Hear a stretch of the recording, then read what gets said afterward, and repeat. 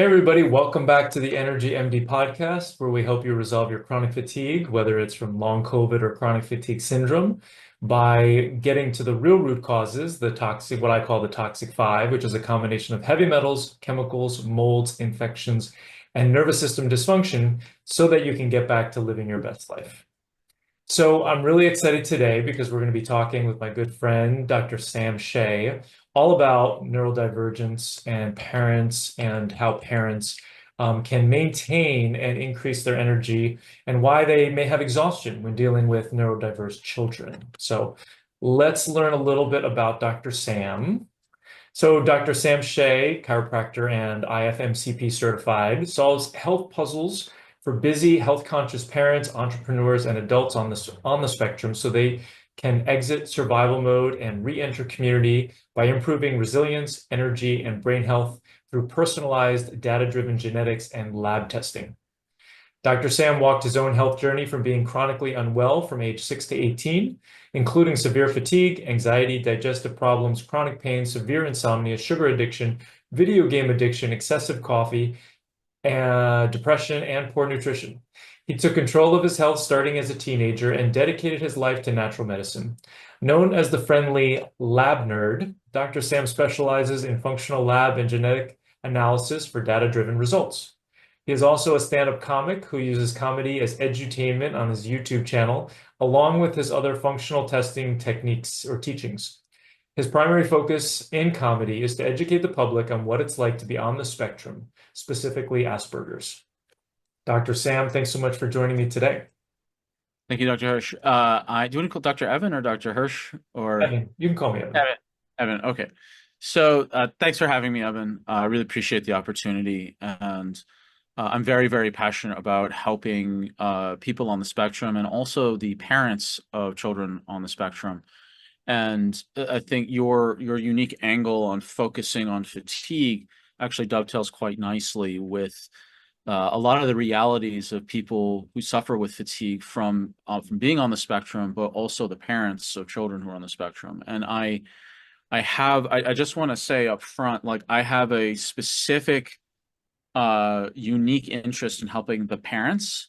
I mean, not that I don't want to help and don't, and I also help people who are on the spectrum, but I think there's a missed group of people known as the parents of children on the spectrum because there's a unique set of challenges that they deal with, and also my own parents didn't understand what my particular neurodistinction was, and it led to problems all around. And the level of frustration and fatigue and exhaustion that the parents experience that then also affects the child. I mean, one of the most guaranteed ways to help the family is to make sure the parents are getting the support and care and self-care that they need in order to live as optimally and most resiliently as possible, as opposed to just completely focusing on the child who has the air quotes problem. And my own parents were very negligent about their own health, despite them both being medical doctors, dealing with chronic pain, chronic insomnia, a terrible diet with sugar dysglycemia and being hangry, and very high stress. And they didn't take care of themselves properly. And by their own admission, they made some pretty terrible decisions on my behalf because they were not in the best mindset or physical state to make the best decisions because they did not attend or prioritize their own health and well-being. So I have a personal mission to support the parents, which will automatically help whatever situation the child is in. Mhm. Thank you for that. So then where does this exhaustion come from so for these parents of neurodivergent, or what's the term that we're going to use today? You said Sure. diverse or There's a couple terms that are thrown into this little, sociological soup. So we've got there's three terms that I don't like, and there's three terms I do like. So the three terms I don't like are neuroatypical, neurodivergent, and neurodisordered. I don't like those. They have a negative valence attached to them. The one that's kind of Sneakily negative is neurodivergent. That means that you're divergent. That means like you're off to the side somewhere away from normality. I don't like that. The three other words I prefer are neurodiverse, neurodistinct, and my favorite, neurospicy.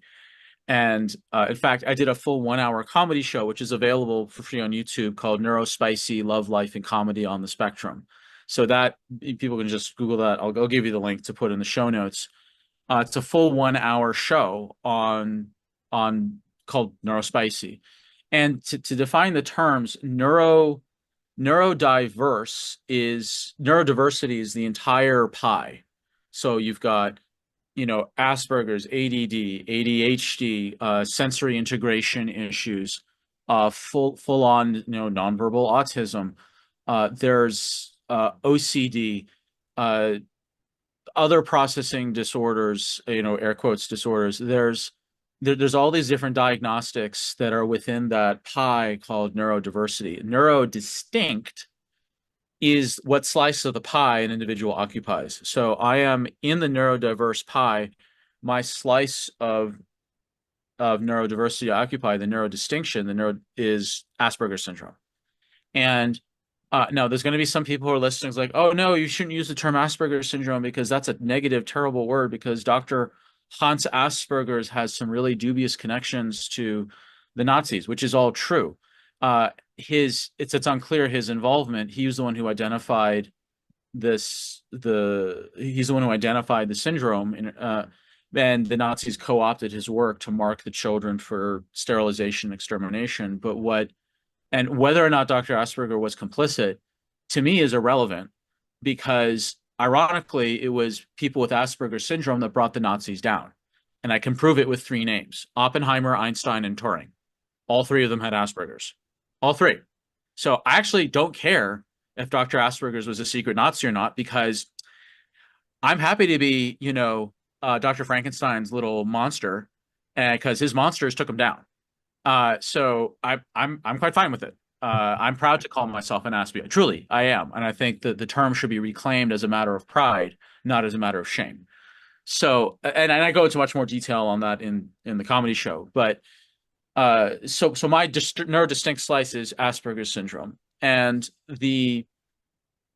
I'm going to refer to neurodiversity, neurodistinct, and neurospicy. So going back to your question around where does the fatigue come from? So I'll talk about two separate categories. There's the individual who has neurodistinction, and then there's the parents who may or may not have neurodistinction also. And the reason why I say may or may not is because even Dr. Asperger, back in like the 40s and 50s, saw that there was a 25% chance that a first order relative also had Asperger's.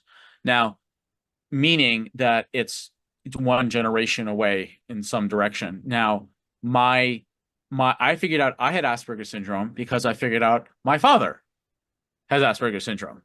That's how I found out. I only found out about this like 6 years ago. So, and I'm in my mid 40s.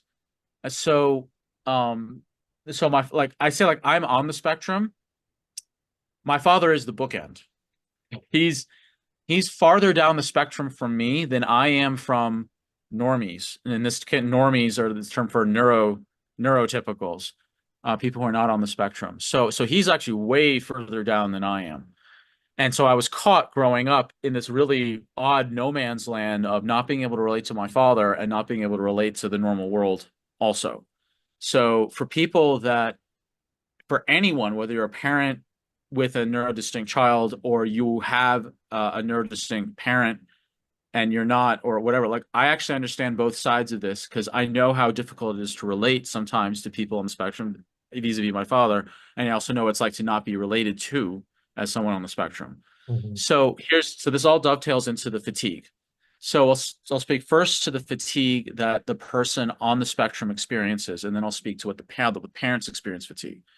So as someone on the spectrum, we process data differently. We process sensory input differently. So and which means that we're like, for someone like me who has Asperger's, I'm not born with social software, which means I have to construct from scratch all the human interactive dynamics from first principles, learning it the hard way. Oh, when people like facial expressions are not a natural thing, I had to learn not through, I didn't know it through instinct. I had to learn it through algorithm. If people are smiling in a particular way, like there's like, dozens and dozens and dozens of ways people smile. And I had to learn, figure out what they all mean. Is it a sinister smile? Is it a kind smile? Is it a friendly smile? Is it a smile with like of irony? Is it, et cetera, et cetera. So the exhaustion is you've heard the term signal to noise ratio. Like you get all this data and like you just try to find what's signal and what's noise. You try to filter out the noise. So that's social software. Social software is you already know what's extraneous information and what is the actual important stuff. To people like me on the spectrum, it's all signal. So I have to everything is equally important. So I have to consciously and that figure out what's a priority to focus on, and that's exhausting. Sound sensitivity is exhausting. So I have 3 minutes of my 60-minute show. Fully 5% of the show is just on hypersensitivity to sound. People on the spectrum can have sensitivity to light, to sound, to smell, to taste, to different textures, and having to constantly navigate this sensory bombardment and being kind of constantly on edge. I'll give you an example with sound. Like a screeching brake from a bus can feel like a kidney stone in my brain. Like a clattering of silverware at a restaurant, a shrill sound from a small child, or a loud bark from a dog feels like a kidney stone just went off in my skull. And you don't know when this is going to happen. No one else reacts to this, but I do. So there's this hypervigilance of trying to contain and control one's sensory experience so one's not overwhelmed is exhausting. And and then there's all the ambient anxiety of like not fitting in and trying to figure out how to make friends and being constantly rebuffed and humiliated and attacked and ignored because there's no instruction manual that I was born with, and no one handed it to me on how to interact with people in an ongoing, mutual, reciprocal, friendly way. And so there's also a very high risk of people on the spectrum being predated upon by aversive personalities, narcissists, sociopaths, psychopaths, and so on. And I actually have a whole section on my show on, you know, how to identify aversive personalities because I had to the hard way. So there's all this anxiety, which is exhausting. There's social isolation, exhausting. There's the fear of humiliation, exhausting. There's trying to control all the sensory input, exhausting.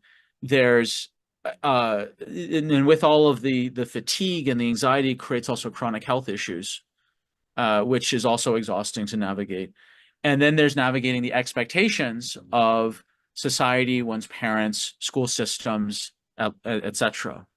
And it's all just it's all just exhausting.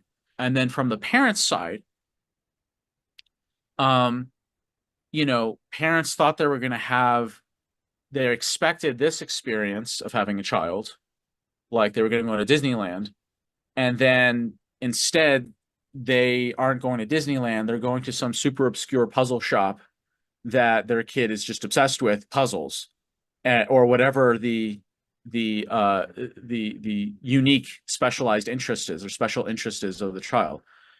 And so there's the parents can get exhausted and fatigued from having to radically shift their expectations of how their child behaves and navigates the world. A lot of the special needs that the child has in terms of they're helping a child navigate socially, seemingly simple things, self-care, social navigation, navigating personal space and personal distances, the child being so overwhelmed with light, sound, taste, smell, texture. Some people on the spectrum, neurodiverse, can get like oppositionally and defiant because everything is so overwhelming and they feel so out of control. The only way that one can exert control is to just say no. And I exerted control by drowning myself in video game addiction and sugar addiction. That was the only way that I knew how uh, to create some set of personal agency and personal power in an otherwise powerless environment. So, and the parents are now dealing with um, their own. They don't like to admit this, but they admitted to me privately that there can be some element of grief and disappointment more than some elements. That I thought I was going to have this experience with being a parent, and now I have this experience, which is much harder, and uh, harder relative to the society is built to support normative children, not neurospicy kids. And then there's the parents are navigating what their friend group, their social group, their religious group, their extended family of like just the kind of odd looks and deep sighs and maybe you should just discipline them more or like no, like whatever like the common you know uh suggestions, some less kind than others, of dictating to the parents of like the parents are basically failures because their child is air quotes different.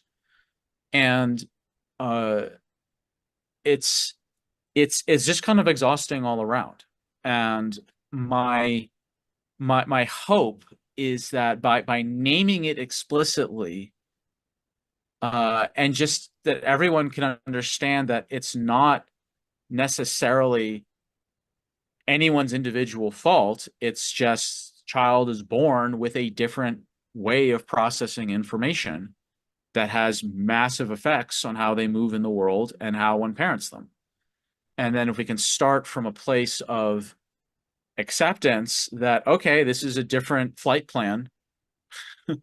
Then when I was getting on board to be a parent, I was the flight plan changed. It's changed. It's not, you can't turn the plane around. It's going a different direction. You can start there. And yes, it's okay to grieve. It's okay to feel the disappointment, but then like move through it.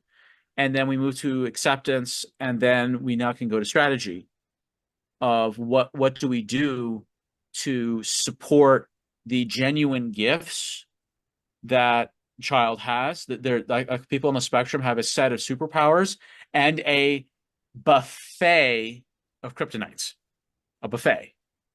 So just having some reality and ownership that this is just how it is, and then we can navigate from there. Yeah, I mean that's, regardless of where people are at, oftentimes having acceptance for where they're at, and then, they can create a plan for the future. So it sounds like that there's a big mindset component um, Huge. to getting these parents to a I'd say that's the most important. Getting the minds. Look, lab testing is great. Supplements are great. Changing, sleep hygiene, all this stuff is great. But the platform is accepting reality. That's it. Everything else is just maybe if we shift this, then everything will the whole situation will change. That's not going to happen. You start with acceptance first, and you're not treating this like a disease that has to be cured. That's not the way. That's how my parents treated me. They treated me like I was a broken thing that needed to be fixed, and that I was the problem, and that there was no understanding, no compassion, no resources. And people may be shocked that I talk about my own parents this way, but I'm into reality. And my way is I'm not trying to get revenge on them. I'm actually trying to prevent to make my way. I can't say I couldn't reverse what my parents did to me. But what I can do is help other parents not make the same mistakes my parents made. And that's my way of healing, my way of making the world a better place because of what I don't want people to go through what I went through. And my parents admit that they really made some bad mistakes, but they're not going to teach forward to other parents what to do better. And I'm just taking that responsibility. Yeah, thank you for doing so. So Yeah. then the process that you take parents through, it sounds like the first step is acceptance. Hmm. And then Totally. what's the next step? So the next step is having a really clear audit of what is actually going on in the parents' lives from two angles. There's looking at their life from the outside in, because the intention is, if we can improve the health and well-being and resilience and internal resource of the parents, automatically the kid's going to have a better life. Automatically the parents are going to have a better life. So there's two focuses on this. One is looking from the outside in. That means looking at lifestyle. So I have a model called the neuroharmony method, which is looking at looking at the body, looking at the mind, and there's 10 specific factors that go into analyzing how the lifestyle affects your physiology, your resilience, your constitution. And then there's looking at labs, which is looking from the inside out. So we look from the outside in for lifestyle. We look with labs at the physiology and the biochemistry from the inside out, and you combine those. Now you have a complete, truly holistic plan. And so the internal audit is looking at, for example, we look at brain and hormones. We look at digestion and bowel function. We look at history of physical injuries, particularly head trauma, bad dental work, poor posture, chronic pain. We look at exercise and movement patterns. We look at toxic exposure and inflammation. We look at diet, nutrition, and supplements. We look at routines, particularly morning and evening routine. We look at stressors and unresolved traumas. We look at sources of hidden infections and mold. We look at sleep hygiene. So we're looking at all these different categories of lifestyle. And I would say if people were wanting to start somewhere, some of the most important places people can start would be their morning and evening routines. So looking at solid breakfast, looking at a solid evening routine, and making sure that the bookends of the day are scripted and organized and set people up to win. The second most important thing that parents can do is to change the attitude and ethos around sleep in the whole family and become a sleep-centered family. If everyone was a sleep-centered member of a sleep-centered family and everyone prioritized sleep above doom scrolling, above cat memes, above anything else, then everyone's life is better. Everybody's life is better. And my father, for all of his flaws, which are many, he was a famous psychiatrist who wrote 2 books and even got a MacArthur Genius Award for his work on defining the term moral injury. He worked for the Boston VA for over 20 years, and he wrote 2 books on PTSD and moral injury. And he worked with all branches of the military, from common soldiers all the way up to multi-star generals, to try to change the culture of the military to prevent moral injury and PTSD. And the one thing he said, and I think nearly every single lecture he's ever given, is give people back their sleep. Give people back their sleep. He says there's no such thing as a panacea, but the closest thing we have to it is better sleep. That's the closest thing we got. And we're talking about a deeply high stress environment. Let's talk about war trauma and soldiers in battle. So if you just kind of extrapolate that down, where I think my father said that every single symptom listed under PTSD is improved with better sleep, every single one. So, like he said, there's no such thing as a panacea, but sleep is in the front runner. So if you become a sleep-centered family, so much improves. And of course we could spend, hours talking about sleep hygiene. I have a couple master classes on sleep. There's plenty of lab tests to explore sleep, but just like we mentioned before, the number one shift to do is attitude and approach and mindset. So if we start with the attitude and mindset of, I'm going to really dial in the morning and evening routines, and we're going to be a sleep-centered family, all the other stuff, like what to do and how to do it and how to test for it and all that, that's just all detail. But if you have the top mindset first, that's half the battle. Um,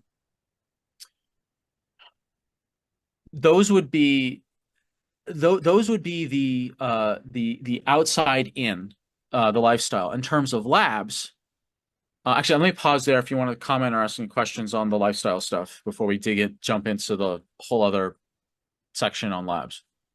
Yeah, thank you. So I have a 16-year-old Hmm. who is not very happy about us being a sleep-centered family.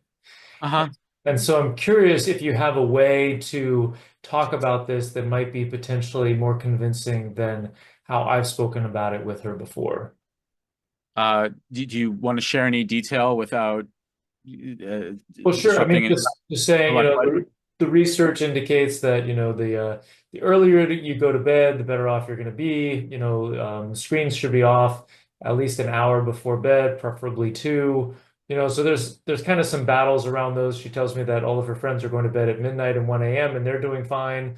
And I'm like, yeah, but that's not healthy, that sort of thing. So I'm just curious if you have any other way to kind of spin this to help convey the message about how important sleep is?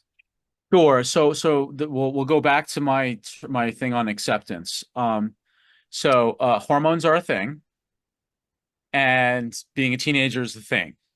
And so there's a level of this is always the fine line any parent has to walk, is what happens in the teenage years where I believe from an evolutionary biology perspective, teenagers are just simply genetically wired to be defiant because that's how the human animal was able to migrate and basically get across all the continents of the world. And I do feel like you're fighting against a couple million years of evolution, fighting over bedtime. So we're just kind of acknowledge that, Yes. and there is no silver bullet here. But what can be done is figuring out like what are the actual needs being. So I've studied nonviolent communication quite a lot. My emotional intelligence coach has taught nonviolent communication alongside the founder Marshall Rosenberg for 5 years, and he's kind of furthered the process and refined it even better. His name's Charles M. Jones. If you're interested, he's got a wonderful system on emotional intelligence and emotion-centered leadership. But he took Marshall's work and improved it. And the thing that we can look at is what are the needs being met. So there's like autonomy, there's sovereignty, there's asserting one's right, there's asserting one's rights, there's a need for consideration, there's protecting one's territory, there's achieving goals, and negative emotions are signals from the subconscious that we're not meeting a specific need. So, for example, frustration is a signal from the subconscious that one feels one is not on track to achieve a goal. So frustration is the not on trackiness towards achieving a goal. Anger is I'm not on track to assert a right. You've got resentment. I'm not on track to receive consideration. Boredom. I'm not on track to experiencing enough stimulation. There's a list of about 20 major ones like that. So if you can find out what the need is that your teenager is meeting by staying up late, and then what needs of yours as a parent are not being met by her staying up late. And then if instead of fighting about tactics, which is go to bed earlier, you talk about needs. And needs are universal. So at what I'm hearing as a parent, like you have a need for your child's safety. You have a need for their safety, for their long-term health. That and for her, I'm hearing that she's wanting sovereignty, autonomy, stimulation. She doesn't want to feel alone. She wants to have social connection, and I think there's also an element that there's a fear of social ostracization if she doesn't do the thing all her friends are doing it to the very end of the hour in which they're all doing it. And um, I'm not trying to distill that down to a need agilely, but I'm sure it's there. So if you talk to your teenager from the needs perspective, then once the needs are acknowledged and agreed upon, then you can strategize. And if you don't know what the needs are, you can figure out what the emotions you're experiencing, because this is the key insight that the Charles has. Marshall said any need can be attached to any emotion. That is wrong. That is flat out wrong. It is one emotion for one need.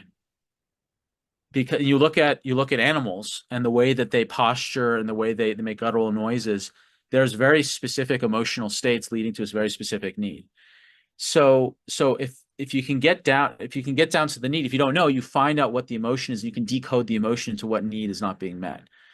And so that's kind of the metaphysical ex idea of what to do, because you can throw as much science as you want at a teenager, and she's like, yeah, don't care. I want to go hang with my friends. What are you going to do? Keep throwing more science? Like, how's that working for you? Dr. Hirsch with your book. Like, it's not going to. It's like, I'm your father. I wrote a book. Chapter on sleep, would you? Read my book. See, I'll read it. Bedtime, worst bedtime story ever. Chapter 17 on sleep. Like, right? Not going to work. So, That's good. That's great advice, focusing on the need. So yeah. So let's go into labs then. Okay. So when we're looking at fatigue as it relates to people who are neurodistinct and the parents of people who are neurodistinct, there's a couple considerations. Number one, there's genetics. And the reason I start on genetics and functional genetics, I'm not talking about like what percentage Irish you are, or determining paternity. That's not what I'm talking about. I'm talking about what is your genetic relationship to inflammation? What is your genetic relationship to specific food triggers like gluten, dairy, histamines, food allergens in general? Are you genetically sensitive to caffeine? What is your genetic relationship to exercise and recovery?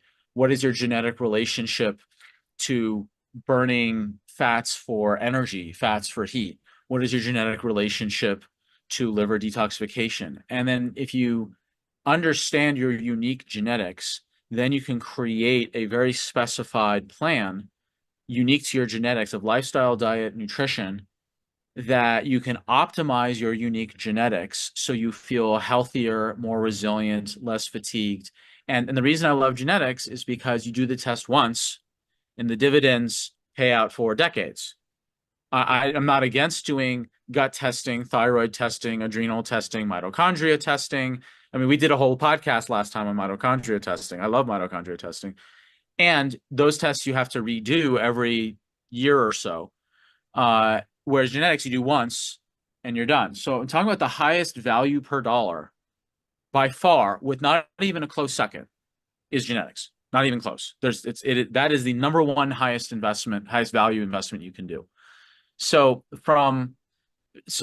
I would, if people wanted to start somewhere, I would start with genetics. You can genetically determine your optimal diet using genetics now. There's a whole new way to look at genetics where you can figure out, are you keto, paleo, Mediterranean, high carb, or some shade of gray in between. That technology exists now.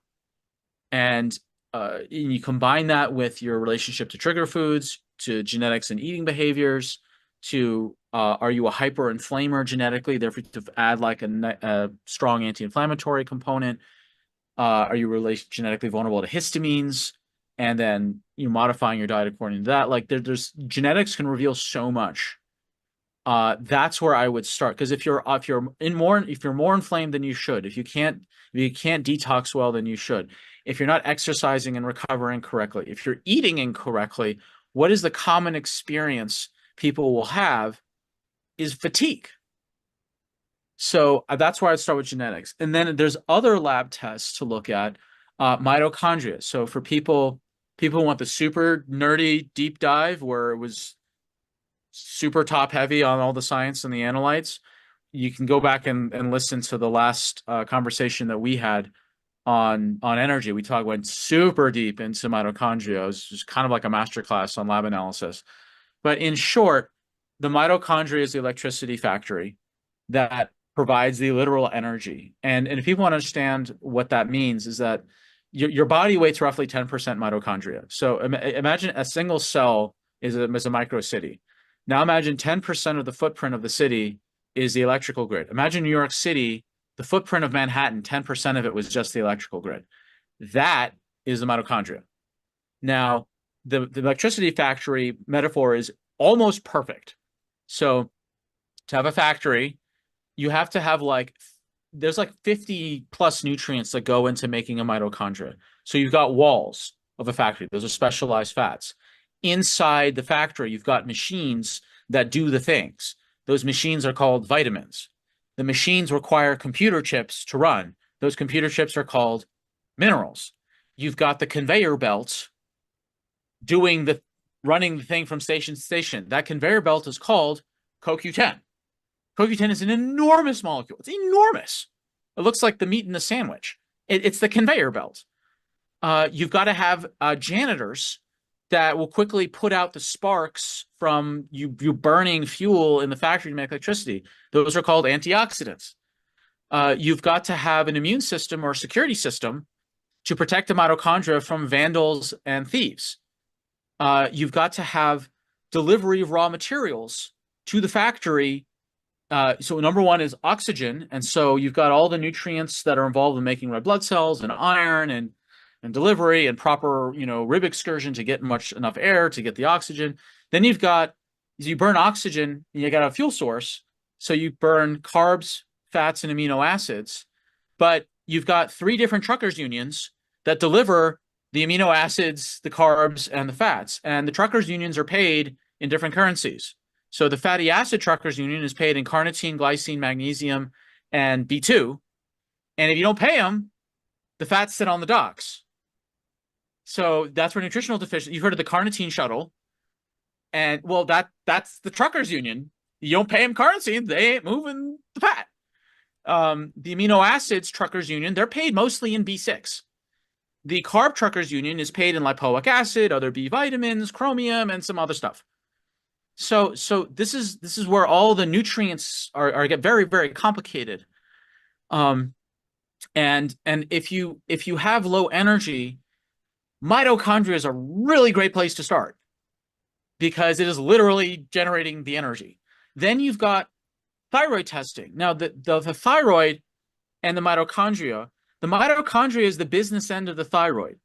The thyroid sends T4, which is like the 4-wheel car that drives in the motor system known as the bloodstream, and then it pulls into the mitochondria parking lot, and then it makes that transformer noise from the movie, and one door opens and becomes an arm. So it's now not a 4-wheel drive, it's a 3-wheel engineer. That's T3. So now just imagine one wheel is removed, and now it's like this arm that's button mashing on the control panel of the mitochondria and turning the dials to turn up the rate of activity of the mitochondria to make more energy. So T3 is the 3-wheeled thing that turns the mitochondria on. So that's the connection between thyroid and mitochondria. And I'm sure you've seen this because I've seen this a lot. People have air quotes normal thyroid hormones, not just TSH, but T3, T4, reverse T3, all of them. They're normal, but they show all the signs of hypothyroidism. It ain't the thyroid. It's the mitochondria that's broken. So the engineer doesn't fix the thyroid. It just merely tells the engineer doesn't fix the mitochondria. The engineer just dials up the mitochondria. If the mitochondria is broken, you can button mash on that control panel all you want and nothing's going to change. So that's the connection of thyroid. You've heard the term basal metabolic rate.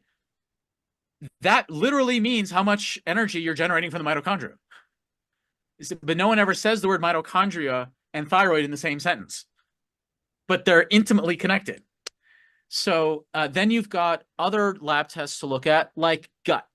So gut and energy is massive. If you can't absorb your nutrients, you can't deliver the materials to repair and run the mitochondria because there ain't no materials getting into the bloodstream.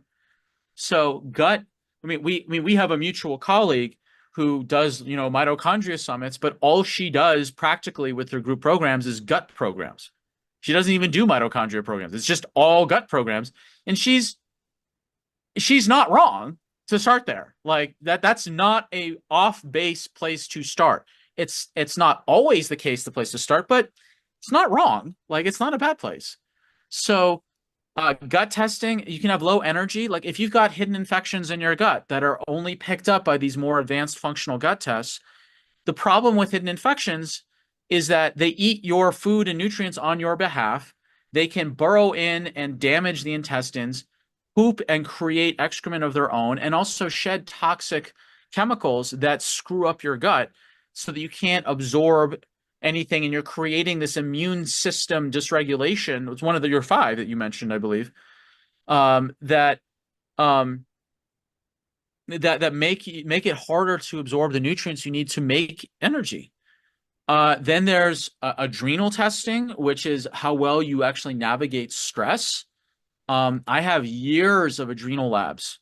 And when I first did my adrenal labs, I was flatlined. I was below. There was no cortisol awakening response. There was no spiking. It was flat, well under. And it was like a slog to basically turn around several decades of adrenal dysfunction.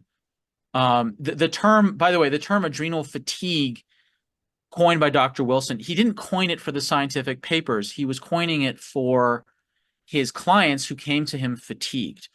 And that term is blackballed in the scientific literature. You can only find papers in the European journals that say the word adrenal fatigue. But don't look up the word adrenal fatigue. Look up hypothalamic pituitary adrenal axis dysfunction, and you will find thousands of articles on PubMed. Thousands. So it's just this name game. And it's just what people like, they don't like. I don't know about you, but I was supposed to be on this really big podcast, and this guy's like, there's no such thing as adrenal fatigue. You're not scientific. Go away. And I was like, hypothalamic pituitary. He didn't want to hear it. He was just so stuck on the negative term associated with adrenal fatigue. So anyway, I'm just throwing that out because it's a personal little beef I have with people pooping on the term adrenal fatigue. Anyway, soapbox removed. Anyway, so we covered genetics, we covered mitochondria, we covered thyroid, we covered adrenals, we covered gut. Other tests to look at are the weird and wonderful area of like toxic stuff. So there's mold testing, there's Lyme testing, there's heavy metals, there's environmental toxins. And if you were on a first name basis with every species of mold, toxin, metal, and Lyme, you would win every Scrabble tournament imaginable. These things are complex and frustrating, and they usually cluster together because you usually get like one massive weakening from some sort of toxic exposure or some weird infection. Mold is this weird thing where it's both a toxin and an infection. It's both. It's kind of the worst of the worst. Would you agree with that assessment? It's like both an infection and a toxin. Yeah. So like, and I'm personally dealing with mold poisoning right now. Like as we're recording this, I am literally moving out of my apartment this weekend because turns out I have, ironically and tragically enough, dealing with mold poisoning plus endotoxins plus actinobacteria. I'll hold the conversation. Don't need to go there. I've been living in a mold soup for a couple years here, which has vastly affected me. So there's testing.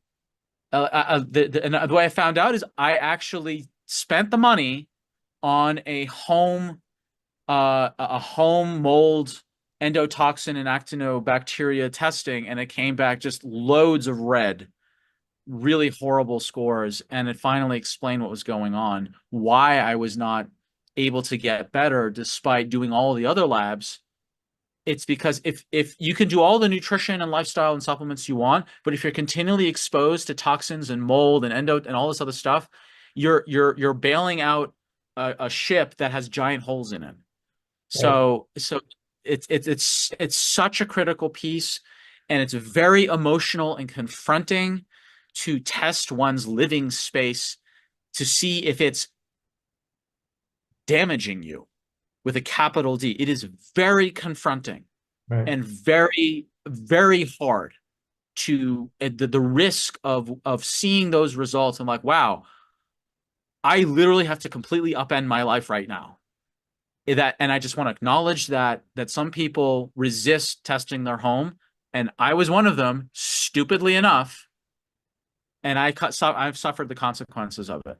So those are the major testings out there: genetics, hormones, gut, mitochondria, and all the weird stuff.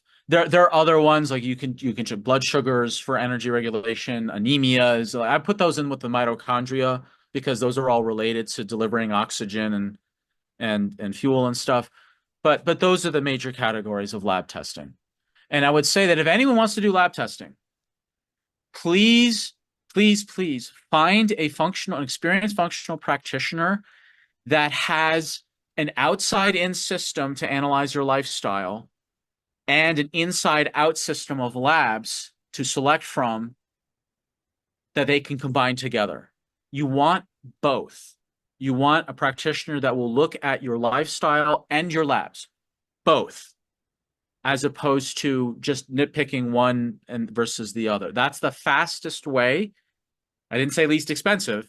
I said the fastest way to address the underlying causes of fatigue. Thank you, Sam. So we're just about out of time, but where can people go to learn more about you, to work with you?